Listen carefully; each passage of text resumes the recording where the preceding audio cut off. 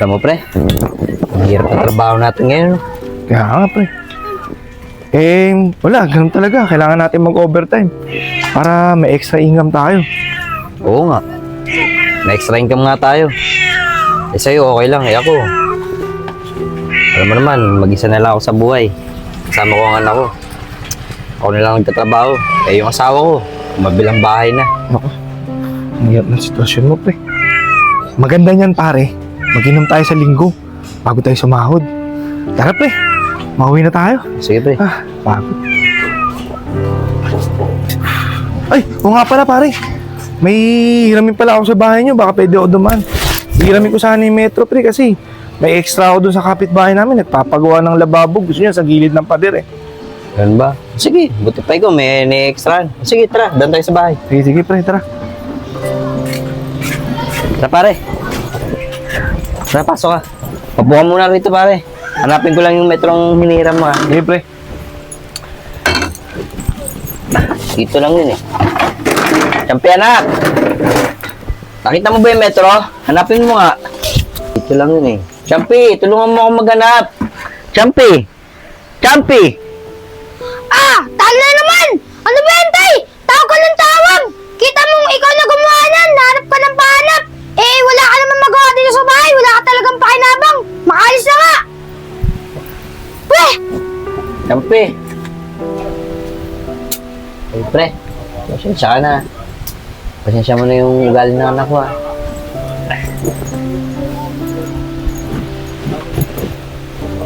Ano ka ba, pre? Wala yun. Okay lang sa akin, pre. Kaso, ang inaalala ko, pare, ikaw. Ba't ka ginagano ng anak mo, pre? Biri mo, galing tayo sa trabaho. Parehas tayong pagod, pre. Lalo na ikaw, pagod ka. Tapos kung ganun-ganun ka ng anak mo. Pare, kaya kasi ganun yung batang yun. Dati kasi, kasama kami ng asawa ko.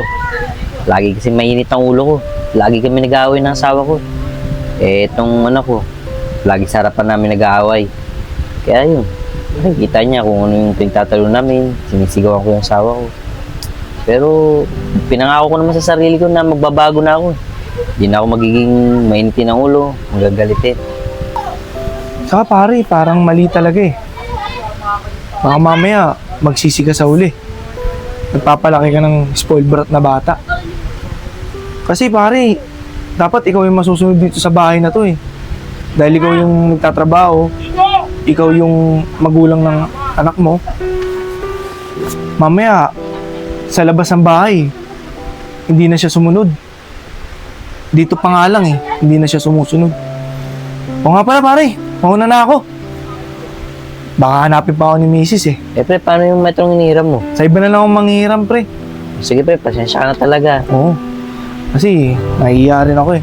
Sige, pare. Sige, pre, pasensya ka na talaga. Sige, pre.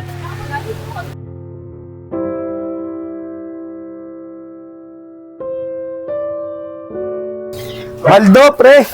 Oo nga, eh. Laki ng sinahod ko, pre. Saktong-sakto, ang dami ko kasing overtime eh. O nga pala, pare. Di ba may usapan tayo, mag-iinuman tayo sa amin?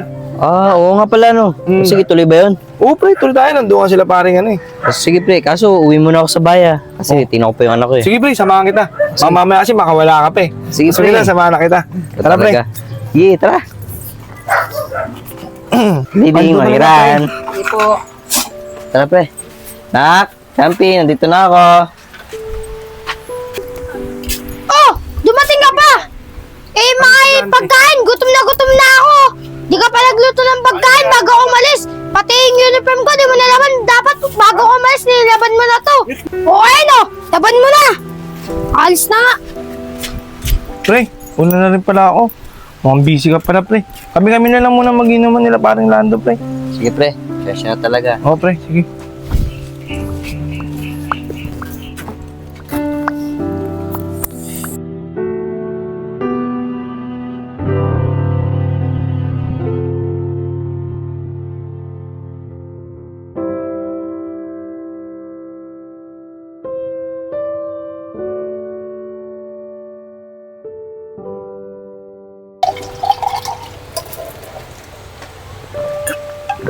Nga pala, Champi. Pasok na ako sa trabaho, ha. Kapag luto na ako ng pagkain mo dyan hanggang mamaya. Tsaka nga pala, yung uniforme mo, nalaban ko na rin. Pasensya na kagahapon na. Kung di ko nasikaso yung pagkain mo, hindi ko nalaban yung uniform mo. Pasensya na talaga, anak, ha. Oo nga pala, anak. Ito nga pala yung baon mo. Sige tay, akin na. Anak, ha. Ano ba yan tay? 45 lang, puro barya lang to eh. Yoko na nga sa'yo tay. Makaalis na nga. Nakakasawa na sa'yo. Chapi, teka lang! Chapi! Sumusobra ng bata ka! Kung sagot-sagutin mo na ako, parang di mo ako magula. Baka di mo alam! Hindi ka mabubuhay sa mundong to! Hindi dahil sa akin! Oo! Nag-aaway kami ng nanay mo, ng dahil sa akin. Pero hindi mo dapat ako babasusin ng ganyan. Dahil ako ang bumubuhay sa'yo, ako nagpapakain sa'yo. Lo, nag-halt siya. Ayoko na sa'yo tay! Chapi! Chapi! Pre! Pasok ka ba sa trabaho, pre? Anong nangyari sa'yo? Nakita ko si Champion, pre. Nagkakaripas ang takbo, ah. Pare, nasigawan ko yung anak ko eh. Sobrang galit ko, pre. Hindi ko na naman napigilan. Sumusobra na kasi yung anak ko eh. Kung sagot-sagutin na lang ako. Pre, tama lang naman yung ginawa mo, eh. Huwag ka naman lungkot. Pumasok na lang tayo sa trabaho, pre. Mas maganda pa, pre. Sige, Kung ako rin ako nasa kalagayan mo, ganun din gagawin ko, pre. Pabayaan mo na muna yung anak mo. Mamaya, hanapin na lang natin siya pag uwi natin ng galing trabaho. Sige, pre. Tara. Tara.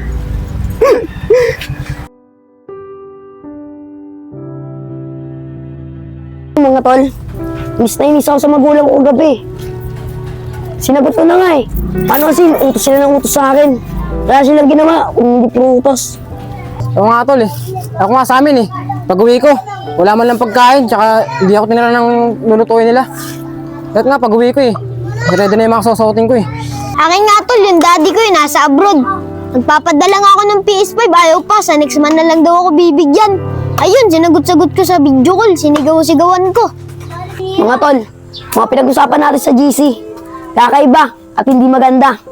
Makikilala tayo sa buong Pilipinas. Mababalita tayo sa TV. Ano mga tol, kakasaba kayo? Sige tol, G. Mga tol, si Champi umiyak ko. Champi, tara nga! Champi, ano ang dahilan? Ba't ka umiiyak? Ang alam ko, tayo lang ang di umiiyak dito sa lugar na to.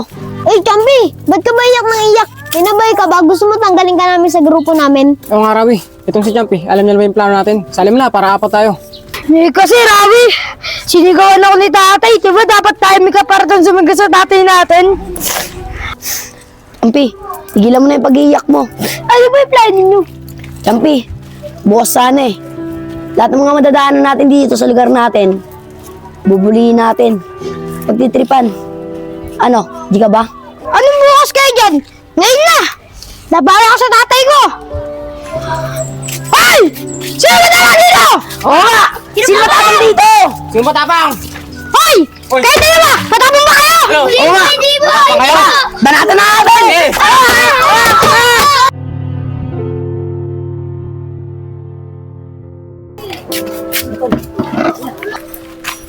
Hoy, huwag mo sa mabalak mo sa amin ah. Kumahamba kayo ah. Masama talaga!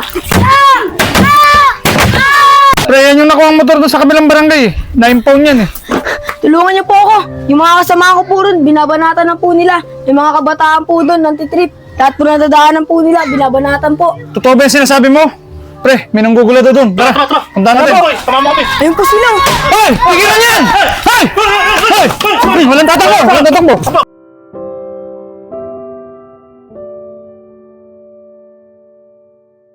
Champi anak! Champi anak!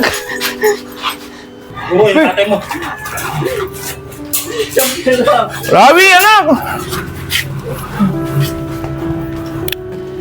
Magandang araw po. Kayo po ba ang magulang ng mga dalawang bata na yan? Opo. Pasensyahan po muna tayo, di ba, pre? Oo.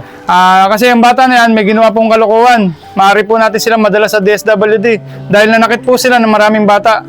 Rawi, ano ginawa mo? Ano itong problema din at ginawa mo? Mga sir, pwede naman pong pag-usapan na lang po natin si Cap. Na huwag pong gawin itong anak ko sa DSWD. Ang bata po kasi nito eh. Oo nga po, mga tanod, baka Saka yung mga magulang, kakausapin lang rin namin po. Oo nga po. Opo. Yan ang hirap po sa atin mga magulang eh. Alam na natin may ginawang kamalian ng ating mga anak, pero alas kinukonsinti pa natin. Pinagtatanggol pa natin sa mga kamaliang ginawa nila.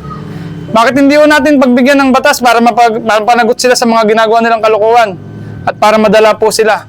At alam niyo ba, ang kakakibat ng isang pagiging magulang ay hindi lang na habang pinapakain niyo sila, pinapalaki niyo sila, ay kailangan po, responsibilidad niyo sila kung ano po ang ginagawa nila sa araw-araw, kung paano niyo sila pinapalaki, kung tama pa po ba yung pagpapalaki niyo sa kanila. Baka mamaya kagawi yun yan, nakakagawa na po sila ng mga kamalian, nakakapanakit na sila, pero hindi niyo po alam. Buddy, baka sana pagbigyan natin itong mga magulang nila. Kasi baka hindi lang ng mga magulang nila kung anong ginagawa ng mga bata na to. Saka hintayin na lang natin kung anong masasabi ng mga magulang na sinaktan nila, kung anong dapat nilang gawin. Sige na, sige na. Ganito na lang mga tatay. Antayin na lang po natin yung magulang na nasaktan nila. At saka sana po, ang hinihiling ko lang po sa inyo, sana po, gampanan nyo naman po yung pagiging magulang nyo. At kayo naman mga bata, sana ayusin nyo yung mga ugali nyo. Huwag kayong madala ng bukso ng mga damdamin nyo, ng mga paganyan-ganyan kayo sa kalsada, nagsisiga-sigaan kayo. Dahil walang idudulot sa inyo yan. Ang maganda, mag-aral kayo mabuti para may marating kayo sa buhay. Oh, paano mga bata? Basta siguraduhin nyo lang na hindi nyo naulitin yung ginawa nyo. Dahil pag inulit nyo pa yan at nakita ko kayo rito sa barangay na to, siguraduhin namin na dadalhin na namin kayo sa DSWD. Salamat po, sir. Tay, pangako po, magbabago na po ako. Sir, maraming salamat po talaga, sir.